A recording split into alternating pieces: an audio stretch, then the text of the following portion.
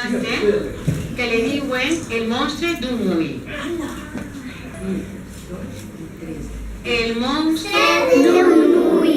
Hi havia una vegada un monstre que tenia un ull, però aquest ull era molt poderós i amb aquest únic ull podia veure fins i tot amb l'ull tancat.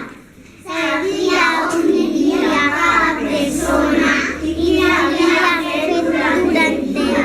El monstre dormia Pel dia i s'alimentava la nit. Un dia el monstre va anar a la casa d'un xiquet. la mare del xiquet i va dir al monstre que allí no hi vivia aquest nen. Per por, el monstre es menja al seu fill, Ja que s'havia menjat uns quants. Un dia arriba a la casa de Julián i la seva mare li va dir: Doctor, qui és? Ja sí, Julià. No, estem veient que està molt ocupat.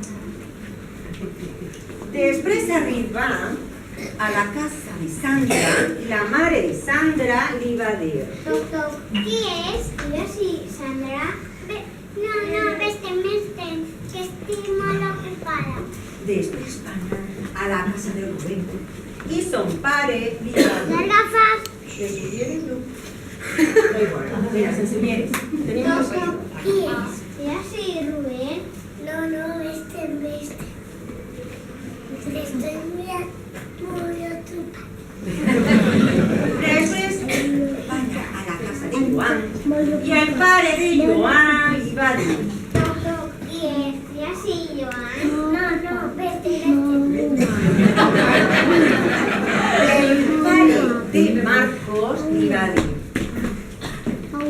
Doctor, qui és? Ja sí, Marcos. No, estem. La mare de Elena li va dir: Doctor, qui és? Ja sí, Elena. No, estem molt ocupada. el pare de Darío, que andava. Doctor, qui és? Ja sí, Darío. No, vete. Estoy muy ocupada. Arriba a la casa de Akram i la mare d'Akram li va dir: Doctor, qui és? Ja sí, Akram. Sí, vaig llegir. Però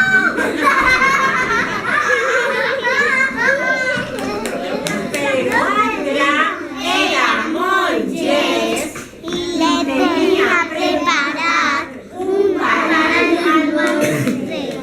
I ja mai més